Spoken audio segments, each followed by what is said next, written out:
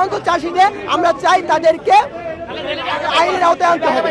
বিচার যত দ্রুত দরকার হয় দ্রুত বিচার ট্রাইব্যুনালের আন্ডারে নিয়ে আমাদেরকে বিচার করতে হবে, কারণ এটা কোনো বিচ্ছিন্ন ঘটনা না। যতদিন পর্যন্ত আমাদের এই দাবি পূরণ না হবে ততদিন পর্যন্ত আমাদের এই কর্মসূচি, আমাদের দাবি চলতে থাকবে। এটা আমাদের ভুলবশত তাদের নামগুলো, কারণ আমরা তাদেরকে চিনতাম না, যখন মামলার নাম লিস্ট করা হয় তখন তাদের পরিচয় আমরা না জানার কারণে আমরা তাদেরকে চিহ্নিত করতে পারিনি, তাদের নাম উল্লেখ করতে পারিনি। কিন্তু এখন সেই সুযোগ আছে, মামলা তদন্ত হবে, চূড়ান্ত চাষিদের আমরা চাই তাদেরকে আইনের আওতায় আনতে হবে।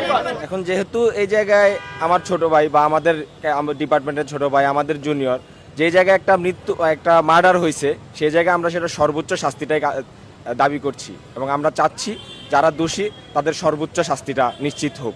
কতদিন না, আসলে যতদিন পর্যন্ত আমাদের এই দাবি পূরণ না হবে আর এর দোষীদেরকে আইনের আওতায় না নিয়ে আসা হবে ততদিন পর্যন্ত আমাদের এই কর্মসূচি, আমাদের দাবি চলতে থাকবে। আমরা রাজপথে থাকবো, আমরা রাস্তায় থাকবো। এটা আসলে কিছুটা বলতে পারি যে যারা আসলে সন্ত্রাসী বা যারা এই ধরনের সন্ত্রাসী কর্মকাণ্ডের সাথে জড়িত, আমার কাছে মনে হয় না তারা সুস্থ মস্তিষ্কের কোনো মানুষ।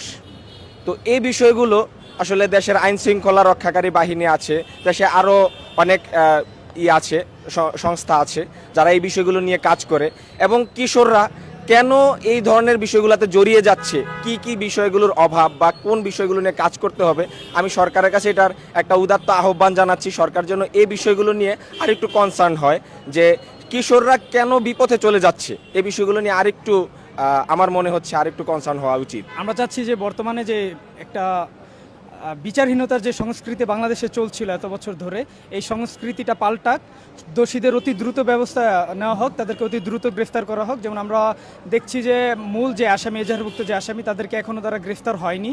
তো আমরা চাচ্ছি তাদেরকে যেন অতি দ্রুততার সময় তাদেরকে গ্রেফতার করে ফেলুক, তাদেরকে গ্রেফতার করে তাদের শাস্তির আওতায় আনুক। আমরা বাংলাদেশের যে আমরা বিচার ব্যবস্থা, সেই বিচার ব্যবস্থা আমরা প্রায়ই দেখতে পাই, আসামিদের গ্রেফতার হলেও তাদের সঠিক বিচারটা হয় না। দেখা গেছে তারা কিছুদিন পরে জামিনে বের হয়ে যাচ্ছে, জামিনে বের হয়ে তারা আবার এরকম ক্রাইম করছে, আবার তারা জেলে যাচ্ছে, আবার এই সার্কেলটা চলতেই থাকে। তো এই সার্কেলটা যেন না চলে, এই বৃত্ত থেকে আমাদেরকে বেরিয়ে আসতে হবে। তাদেরকে অতি দ্রুততার সহিত তাদেরকে গ্রেফতার এবং বিচার যত দ্রুত দরকার হয় দ্রুত বিচার ট্রাইব্যুনালের আন্ডারে নিয়ে আমাদেরকে বিচার করতে হবে, কারণ এটা কোনো বিচ্ছিন্ন ঘটনা না।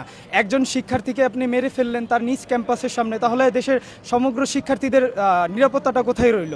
এখানে তাদের তো কোনো নিরাপত্তা নেই। এই জায়গায় তো পারভেজের জায়গায় তো আমিও থাকতে পারতাম, পারভেজ আমার জুনিয়র, আমার একই ডিপার্টমেন্টের জুনিয়র, তোর জায়গায় তো আমিও থাকতে পারতাম, আমার সাথে তো সেম ঘটনায় ঘটতে পারতো। তো এই জিনিস